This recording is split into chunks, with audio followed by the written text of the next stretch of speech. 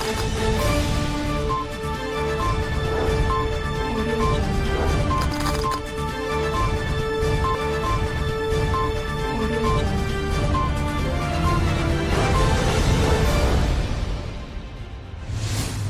जिनेंद्र। आत्मा चैनल देख रहे सभी दर्शकों का मैं एकता सिंगला स्वागत करती हूँ। आइए नजर डालते हैं आज के धार्मिक एवं सामाजिक समाचारों पर। पंजाब में वायुसेना का MiG-21 लड़ाकू विमान दुर्घटनाग्रस्त, स्क्वाड्रन लीडर अभिनव चौधरी की मौत। भारतीय वायुसेना के MiG-21 विमान बड़ी संख्या में हादसों का शिकार हो चुके हैं।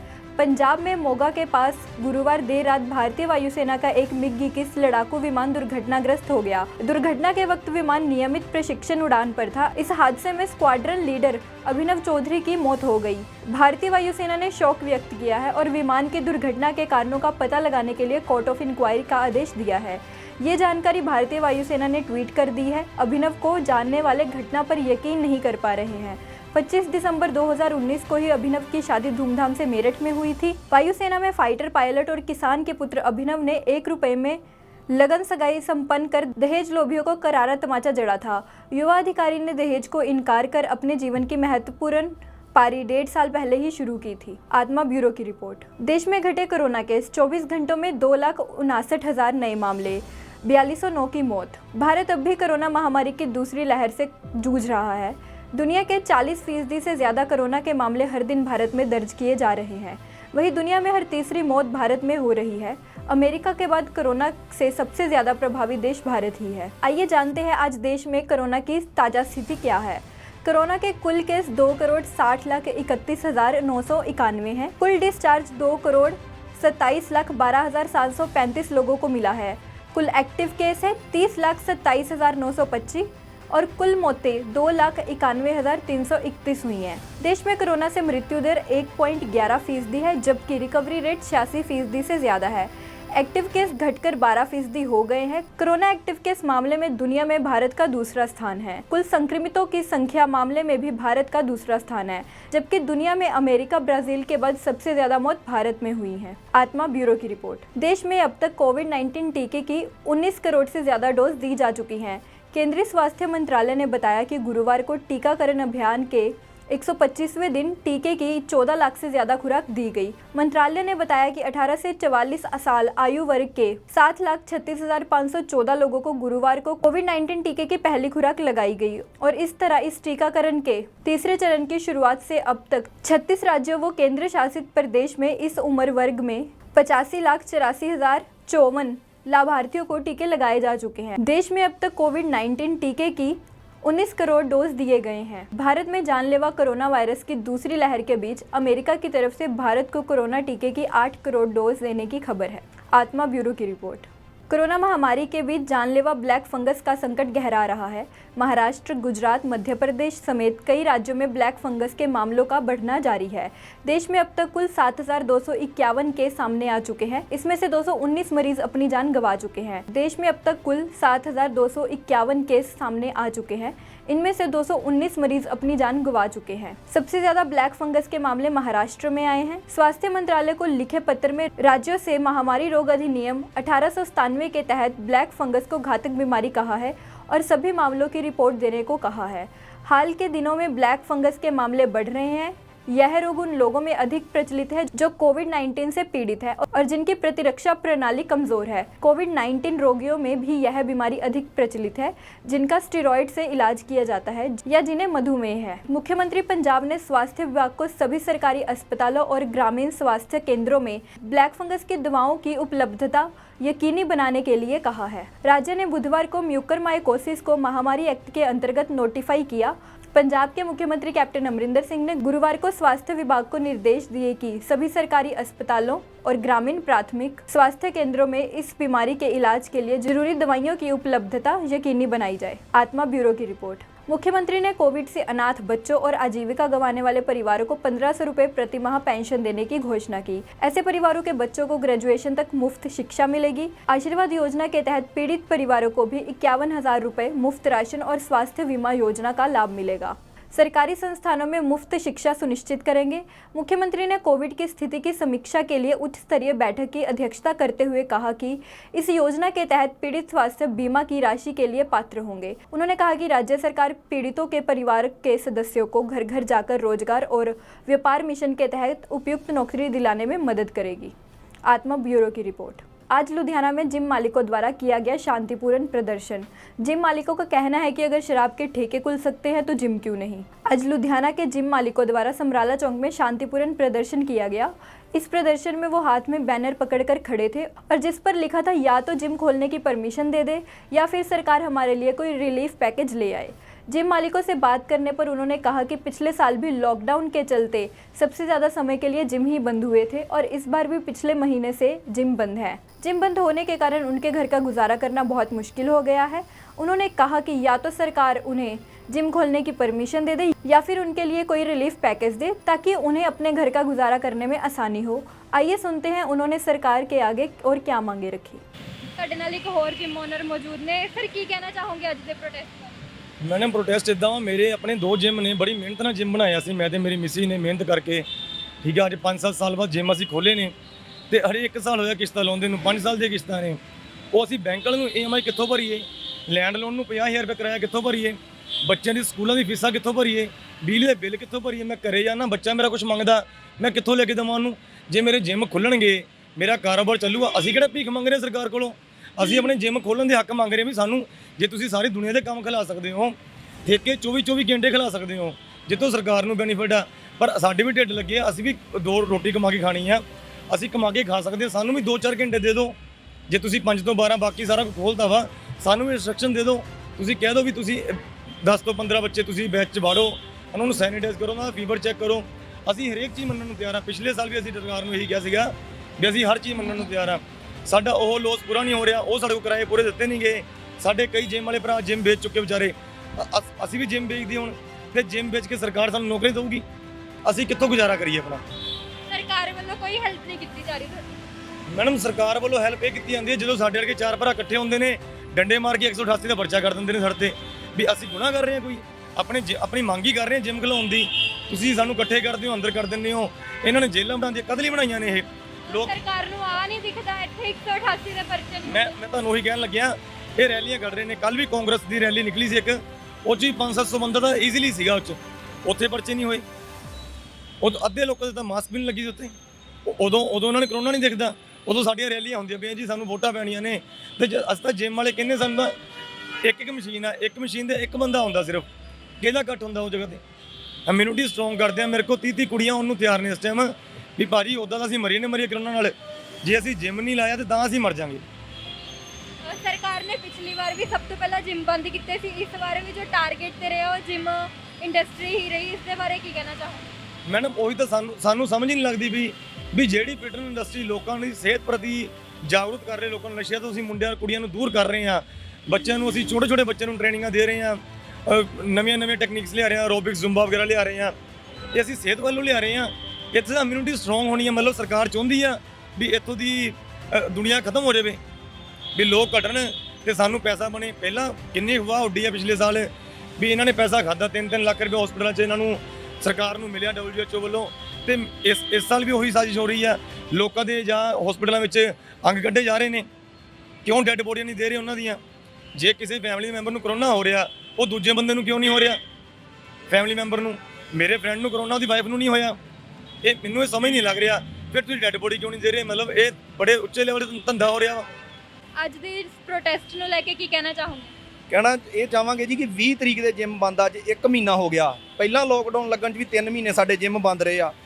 ਸਰਕਾਰਾਂ ਨੂੰ ਸਾਡੇ ਬਾਰੇ ਸੋਚਣਾ ਚਾਹੀਦਾ। ਸਾਡੇ ਰੈਂਟ ਨੇ, ਬਿਜਲੀ ਦੇ ਬਿੱਲ ਨੇ, ਸਾਡੇ ਬੱਚਿਆਂ ਦੀਆਂ ਫੀਸਾਂ, ਅਸੀਂ ਵੀ ਰੋਟੀ ਖਾਂਦੇ ਆ, ਸਾਨੂੰ ਵੀ ਢਿੱਡ ਲੱਗੇ ਨੇ। ਸਾਰਾ ਜਿੱਦਾਂ ਸਿਸਟਮ ਚੱਲ ਰਿਹਾ ਸਾਨੂੰ ਵੀ ਉਹਦੇ ਨਾਲ ਖੋਲ੍ਹਣਾ ਚਾਹੀਦਾ। ਅਸੀਂ ਪਹਿਲਾਂ ਤੋਂ ਹੀ ਆਪਣੀ ਸਥਿਤੀ ਬੜੀ ਮੁਸ਼ਕਲ ਸਹੀ ਕਰਨ ਤੇ ਆਏ ਸੀਗੇ, ਸਰਕਾਰ ਨੇ ਫਿਰ ਉਹੀ ਹਾਲ ਕਰਤਾ। ਵੇਖੋ ਜੀ, ਜਿਮ ਨਾਲ ਇਮਿਊਨਿਟੀ ਸਟਰੋਂਗ ਹੁੰਦੀ ਆ ਬੰਦੇ ਦੀ, ਇਹਦੇ ਨਾਲ ਕੋਈ ਬਿਮਾਰ ਨਹੀਂ ਹੁੰਦਾ ਬੰਦਾ। ਪਸੀਨਾ ਕੱਢਦਾ ਬੰਦਾ, ਉਹ ਜ਼ਿਆਦਾ ਡਾਈਟ ਲੈਣ ਨਾਲ ਉਹਦੀ ਸਰੀਰ ਤੰਦਰੁਸਤ ਰਹਿੰਦਾ। ਠੇਕੇ ਖੋਲ੍ਹੇ ਸਰਕਾਰਾਂ ਨੇ, ਉਹ ਸਾਰਾ ਦਿਨ ਖੁੱਲ੍ਹੇ ਆ, ਉਹਨਾਂ ਵਿੱਚ ਇੱਕ ਛੋਟੀਆਂ ਮੋਹਰੀਆਂ ਵੀ ਰੱਖੀਆਂ ਨੇ ਕਿ ਆ ਲਓ, ਉਹਦੇ ਥਾਣੀ ਸਰੀਰ ਖੋਖਲੇ ਹੁੰਦੇ ਨੇ ਲੋਕਾਂ ਦੇ, ਜਾਣੀ ਕਿ ਤੰਦਰੁਸਤ ਨਹੀਂ ਹੁੰਦੇ। ਇਸ ਕਰਕੇ ਸਰਕਾਰ ਨੂੰ ਜਿੰਮਾਂ ਵੱਲ ਧਿਆਨ ਦੇਣਾ ਚਾਹੀਦਾ। ਇਸ ਤਰੀਕੇ ਨਾਲ ਇਹ ਇੰਡਸਟਰੀ ਬਿਲਕੁਲ ਮਰ ਜੂਗੀ। ਫੇਲ ਹੋ ਯਾਰ ਸਿਸਟਮ ਇਹ। ਇਸ ਕਰਕੇ ਸਰਕਾਰ ਨੂੰ ਬੇਨਤੀ ਆ, ਹੱਥ ਜੋੜ ਕੇ ਸਾਡੇ ਜਿਮ ਖੋਲੇ ਜਾਣ। ਸਰਕਾਰ ਹੁਣ ਕਰੋਨਾ ਨਾਲ ਮਰੇ ਮਰੀਜ਼ਾਂ ਨੂੰ 51,000 ਰੁਪਈਆ ਕੱਲ ਦਾ ਐਲਾਨ ਕੀਤਾ ਸਰਕਾਰ ਨੇ, 1500 ਰੁਪਈਆ ਜਿਨ੍ਹਾਂ ਦੇ ਬੱਚੇ ਅਨਾਥ ਹੋ ਗਏ ਨੇ ਉਹਨਾਂ ਵਾਸਤੇ ਕੀਤਾ। ਆ ਜੀਂਦੇ ਜਾਗਦੇ ਬੰਦੇ ਜਿਹੜੇ ਭੁੱਖ ਨਾਲ ਮਰ ਰਹੇ ਨੇ ਜਿੰਮਾਂ ਵਾਲੇ, ਇਹਨਾਂ ਵੱਲ ਸਰਕਾਰ ਨੂੰ ਧਿਆਨ ਦੇਣਾ ਚਾਹੀਦਾ। ਅਸੀਂ ਸਰਕਾਰ ਤੋਂ ਮੰਗਦੇ ਨਹੀਂ ਕੁਛ, ਸਾਨੂੰ ਆਪਣੇ ਜਿਮ ਖੋਲ੍ਹਣ ਦਿੱਤੇ ਜਾਣ, ਅਸੀਂ ਆਪਣਾ ਆਪ ਕਮਾ ਕੇ ਖਾ ਸਕਦੇ ਹਾਂ। ਇਸ ਕਰਕੇ ਇਹੀ ਬੇਨਤੀ ਆ ਸਰਕਾਰ ਨੂੰ ਵੀ ਜਿਹੜੇ ਜੀਂਦੇ ਬੰਦੇ ਨੇ ਇਹਨਾਂ ਨੂੰ ਭੁੱਖ ਨਾ ਮਾਰੋ। ਜੇ 20 ਤਰੀਕ ਤੋਂ ਬਾਅਦ ਕਿਸੇ ਨੂੰ ਕਰੋਨਾ ਹੁੰਦਾ, ਅਸੀਂ ਉਹਦੇ ਟੱਚ 'ਚ ਆਉਂਦੇ ਹਾਂ, ਅਸੀਂ ਫਿਰ ਵੀ ਮਰ ਜਾਂਦੇ ਹਾਂ, ਅਸੀਂ ਭੁੱਖ ਨਾਲ ਵੀ ਮਰ ਰਹੇ ਹਾਂ। ਬਸ ਇਹੀ ਬੇਨਤੀ ਆ ਸਰਕਾਰ ਮੂਹਰੇ ਕਿ ਸਾਡੇ ਵੱਲ ਧਿਆਨ ਦਿੱਤਾ ਜਾਵੇ, ਸਾਡੇ ਜਿਮ ਖੋਲ੍ਹੇ ਜਾਣ। ਜੋ ਸਰਕਾਰ गाइडलाइन जारी करूगी ਅਸੀਂ ਉਹਦੇ ਮੁਤਾਬਕ ਹੀ ਚੱਲਾਂਗੇ। ਧੰਨਵਾਦ। लुधियाना से कैमरामैन जसविंदर के साथ एकता की रिपोर्ट। आज श्रोमणी अकाली दल जिला लुधियाना की तरफ से पंजाब के सारे सफाई कर्मचारी, सीवरमैन, माली और दर्जा 4 मुलाजिमों को पक्का करने के लिए लुधियाना के मेयर को विनती पत्र भेजा गया। लुधियाना अकाली दल के प्रधान ने कहा कि इन मुलाजिमों को पक्का करने के लिए पंजाब के पूर्व मुख्यमंत्री सरदार प्रकाश सिंह बादल ने विधानसभा में एक मता पास किया था, लेकिन उसके बाद कांग्रेस की सरकार सत्ता में आ गई, परंतु 4.5 साल पूरे होने के बावजूद भी उन मुलाजिमों को पक्का नहीं किया गया। इसलिए श्रोमणी अकाली दल जिला लुधियाना की तरफ से मेयर नगर निगम लुधियाना के लिए एक याद पत्र भेजा गया है, ताकि पंजाब के सभी कच्चे कर्मचारियों को पक्का किया जाए। लेकिन अगर फिर भी इन कर्मचारियों को पक्का नहीं किया गया तो पंजाब के सभी कर्मचारियों को साथ लेकर श्रोमणी अकाली दल एजिटेशन करने के लिए मजबूर होगा। योग सरदार रणजीत सिंह जी ढिल्लों जो साडे जिला अकाली जत्था लुधियाना के प्रधान ने और पार्टी के तमाम कौंसलर साहबान, ओपोजिशन के विच जो अकाली दल के साडे लीडर ने सरदार हरभजन सिंह जी डंग साहब और इन्हां तों पार्टी के तमाम यूथ नाल संबंधित यूथ के प्रधान घोषा जी, इस्तरी अकाली दल के प्रधान जो लुधियाने के बीबी सुरिंदर कौर दयाल जी और विशेष तौर पर पार्टी के जो जनरल सैकटरी ने विपिन सूद काका जी, हरीश राय टांडा जी, कलवार साहब और जिन्ने तमाम कौंसलर ने उन्हां सत्कारयोग वीरां दी योग अगवाई दे विच अज माणयोग मेयर साहब नूं असीं एक मैमोरेंडम जिहड़ा याद पत्र जिहड़ा वा वो दिता वा कि सितंबर 2016 के अंदर माणयोग मुख मंत्री सरदार प्रकाश सिंह जी बादल साहब नूं जदों असीं बेनती की कि पूरे पंजाब के अंदर जिन्ने भी सफाई कर्मचारी ने,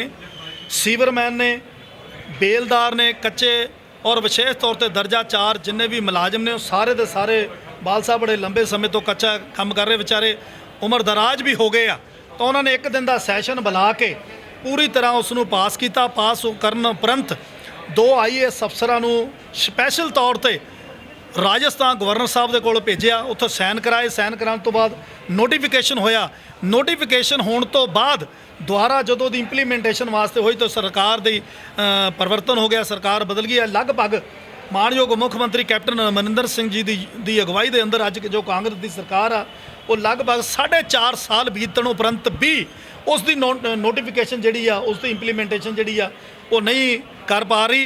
तो अज श्रोमणी अकाली दल का जो साडा विशेष तौर पर जो म्यूनिसिपल कर्मचारी दल आ उनके अंतर्गत साडी मुलाजम जथेबंदी जी पंजाब की चलती है। तो अज असी माणयोग सरदार रणजीत सिंह ढिल्लों साहब ते तमाम सत्कार जो आगू साहबान प्लस कौंसल साहबान की योग अगवाई में अज असी एक याद पत्र जिहड़ा वा वो माणयोग मुख मंत्री कैप्टन अमरिंदर सिंह जी तक पास आउट किया वा थ्रू मार्फत जिन्होंने आप कहने मेयर साहब। और मैं उम्मीद करदा वा क्योंकि पूरे पंजाब के नगर कौंसल विशेष तौर पर जिहड़े ने उन्हां दे विच हड़ताल जिहड़ी आ वो मुलाजिम करके बैठे ने और अगर अज इसदी ते कोई सीरीयस एक्शन ना लिता गया तो पूरे पंजाब दे विच खास तौर पर जिहड़े नगर निगम ने उन्हां 'च भी अगे हड़ताल जिहड़ी आ की जा सकती है। क्योंकि पंजाब के सारे मुलाजिम जिहड़े ने मौजूदा सरकार तो दुखी ने क्योंकि सारे मुलाजिम ये चाहते हैं कि साड़ी जी घट्टो घट्ट 27,000 मुलाजमान दबाव को लैके जोड़ा प्रस्ताव पास होया वा उसकी इंप्लीमेंटेशन जी होनी चाहिए है। तो मैं अज तुहाडे माध्यम तो पंजाब के लोगों को विशेष तौर पर श्रोमणी अकाली दल के जिला जत्थे के जिन्ने सत्कारयोग साडे कौंसलर साहबान ने अहुदेदार साहबान ने और नाल दी नाल माणयोग सरदार प्रकाश सिंह जी बादल, सरदार सुखबीर सिंह जी बादल, बिक्रम सिंह मजीठिया जी का दिल दी गहराइयां चों जिथे इस गल ही धन्नवाद करता है कि उन्होंने पिछले दिनी 2016 के अंदर जो प्रस्ताव पास किया और हुण मैं उन्होंने निवेदन करांगा कि पूरे पंजाब के मुलाजम जिहड़े ने वो बड़े दुखी ने हड़ताल करके बैठे ने उहदे लई भी हाँ दा नारा मारन ताकि मौजूदा सरकार जिहड़ी आ वो उसनूं इंप्लीमेंट कर सके। श्रोमणी अकाली दल की सरकार ने 2016 ਦੇ ਵਿੱਚ ਇੱਕ 27,000 ਮੁਲਾਜ਼ਮ ਪੱਕੇ ਕਰਨ ਦਾ ਵਿਧਾਨ ਸਭਾ ਦਾ ਸਪੈਸ਼ਲ ਸੈਸ਼ਨ ਬੁਲਾ ਕੇ ਰੈਜੂਲੇਸ਼ਨ ਪਾਸ ਕੀਤਾ ਸੀ। ਨੋਟੀਫਿਕੇਸ਼ਨ ਵੀ ਹੋ ਗਿਆ ਸੀ। ਚਲੋ ਸਰਕਾਰ ਬਦਲ ਗਈ, ਉਦੋਂ ਬਾਅਦ ਵੋਟਾਂ ਪਈਆਂ, ਸਰਕਾਰ ਬਦਲ ਗਈ। ਅੱਜ 4.5 ਸਾਲੇ ਸਰਕਾਰ ਬਣੀ ਨੂੰ ਹੋ ਗਏ। ਇਹ ਉਹ ਸਰਕਾਰ ਆ ਜਿਹਨੇ ਲੋਕਾਂ ਨਾਲ ਵਾਅਦਾ ਕੀਤਾ ਸੀ ਵੀ ਘਰ ਘਰ ਨੌਕਰੀ ਦੇਵਾਂਗੇ। ਲਗਭਗ 55 ਲੱਖ ਪਰਿਵਾਰ ਪੰਜਾਬ 'ਚ ਵੱਸਦੇ ਨੇ ਤੇ 55 ਲੱਖ ਪਰਿਵਾਰਾਂ ਨੂੰ ਇੱਕ ਘਰ 'ਚ ਇੱਕ ਨੌਕਰੀ ਦੇਣ ਦਾ ਇਹਨਾਂ ਨੇ ਵਾਅਦਾ ਕੀਤਾ ਸੀ। ਅਸੀਂ ਆਪਣੇ ਸਮੇਂ ਦੇ ਵਿੱਚ ਪੌਣੇ 2 ਲੱਖ ਮੁਲਾਜ਼ਮ ਭਰਤੀ ਕੀਤੇ ਸੀ। ਜਦੋਂ ਸਾਡੀ ਸਰਕਾਰ ਸੀ, ਸਾਨੂੰ ਸੇਵਾ ਦਾ ਮੌਕਾ ਪੰਜਾਬ ਦੇ ਲੋਕਾਂ ਨੇ ਦਿੱਤਾ ਸੀ। 10 ਸਾਲਾਂ 'ਚ ਅਸੀਂ ਪੌਣੇ 2 ਲੱਖ ਮੁਲਾਜ਼ਮ ਪੱਕੇ ਭਰਤੀ ਕੀਤੇ ਸੀ, ਹਰ ਫੀਲਡ ਦੇ ਵਿੱਚ, ਹਰ ਵੱਖ-ਵੱਖ ਅਹੁਦਿਆਂ 'ਤੇ। ਇਹਨਾਂ ਨੇ 55 ਲੱਖ ਨੌਕਰੀ ਦੇਣ ਦਾ ਵਾਅਦਾ ਕਰਕੇ ਸਾਡੇ ਜਿਹੜੇ 27 ਲੱਖ ਪੱਕੇ ਕੀਤੇ ਹੋਏ ਮੁਲਾਜ਼ਮ, ਉਹਨਾਂ ਨੂੰ ਵੀ ਵਿਚਾਰਿਆਂ ਨੂੰ ਚਿੱਠੀ ਨਹੀਂ ਦੇ ਸਕੇ। ਅੱਜ 27,000 ਦੇ ਵਿੱਚੋਂ ਪਤਾ ਨਹੀਂ ਕਿੰਨੇ ਵਿਚਾਰੇ ਡੈਥ ਕਰ ਗਏ ਹੋਣਗੇ, ਕਿੰਨੇ ਮੁਲਾਜ਼ਮ ਰਿਟਾਇਰਡ ਹੋ ਗਏ ਹੋਣਗੇ, ਉਮਰ ਲੰਘੀ ਹੋਊਗੀ, ਉਹਨਾਂ ਵਿਚਾਰਿਆਂ ਨੂੰ ਇਹ ਚੀਜ਼ ਦਾ ਲਾਭ ਨਹੀਂ ਮਿਲ ਸਕਿਆ। ਸੋ ਅੱਜ ਅਸੀਂ ਸਾਰੇ ਕੌਂਸਲਰ ਸਾਹਿਬਾਨ, ਆਪਣੀ ਪਾਰਟੀ ਦੇ ਆਗੂ ਸਾਹਿਬਾਨ ਰਲ ਕੇ ਮੇਅਰ ਸਾਹਿਬ ਰਾਹੀਂ ਮੁੱਖ ਮੰਤਰੀ ਸਾਹਿਬ ਨੂੰ ਇੱਕ ਚਿੱਠੀ ਦਿੱਤੀ ਆ, ਯਾਦ ਕਰਾਇਆ ਵੀ ਅਸੀਂ 27,000 ਮੁਲਾਜ਼ਮ ਜਿਹੜੇ ਪੱਕੇ ਭਰਤੀ ਕੀਤੇ ਸੀ, ਪੱਕੇ ਕਰਨ ਦਾ ਫੈਸਲਾ ਕੀਤਾ ਸੀ, ਉਹਨਾਂ ਨੂੰ ਜਲਦੀ ਪੱਕਾ ਕੀਤਾ ਜਾਵੇ। ਆਪਣੇ ਕੀਤੇ ਹੋਏ ਵਾਅਦੇ ਅਨੁਸਾਰ ਘੱਟੋ ਘੱਟ ਜੇ ਤੁਸੀਂ 55 ਲੱਖ ਬੰਦਿਆਂ ਨੂੰ ਨਹੀਂ ਨੌਕਰੀ ਦੇ ਸਕੇ, ਘੱਟੋ ਘੱਟ 27,000 ਨੂੰ ਹੀ ਦੇ ਦਿਓ। ਸਿਰਫ 27,000 ਨੂੰ ਦੇ ਦਿਓ। ਕੋਈ ਰਸਤਾ ਤਾਂ ਸ਼ੁਰੂ ਕਰੋ, ਕੋਈ ਪਹਿਲੇ ਕਦਮ ਤਾਂ ਚੁੱਕੋ। ਉਹ 27,000 ਬੰਦਿਆਂ ਨੂੰ ਪੱਕੇ ਕਰ ਦਿਓ ਜਿਨ੍ਹਾਂ ਨੂੰ ਸਰਦਾਰ ਪ੍ਰਕਾਸ਼ ਸਿੰਘ ਜੀ ਬਾਦਲ ਨੇ ਪੱਕੇ ਕਰਨ ਦਾ ਆਹਦ ਕੀਤਾ ਸੀ, ਰੈਜੂਲੇਸ਼ਨ ਕੀਤਾ ਸੀ, ਨੋਟੀਫਾਈ ਕੀਤਾ ਸੀ। ਸੋ ਉਹਦੇ ਲਈ ਅਸੀਂ ਮੇਅਰ ਸਾਹਿਬ ਨੂੰ ਦੇਣ ਵਾਸਤੇ ਆਏ ਹਾਂ ਚਿੱਠੀ। लुधियाना से कैमरामैन सलमान की रिपोर्ट। पंजाब सरकार ने सेवा केंद्रों की सेवाओं में वृद्धि की है। अब सेवा केंद्रों से परिवहन, सांझ और फर्द सेवाएं भी उपलब्ध होंगी। वर्तमान में सेवा केंद्रों से लोगों को 329 सेवाएं प्रदान की जा रही हैं। जिला पठानकोट ने वर्ष 2020-2021 में 1,10,000 लोगों ने सेवा केंद्र द्वारा दी जा रही सेवाओं का लाभ प्राप्त किया। वर्तमान में जिला पठानकोट में 14 सेवा केंद्र चल रहे हैं। यहाँ तक कि लोगों की सुविधा को ध्यान में रखते हुए सेवा केंद्र सुबह 9 बजे से शाम 4 बजे तक अपनी सेवाएं दे रहे हैं।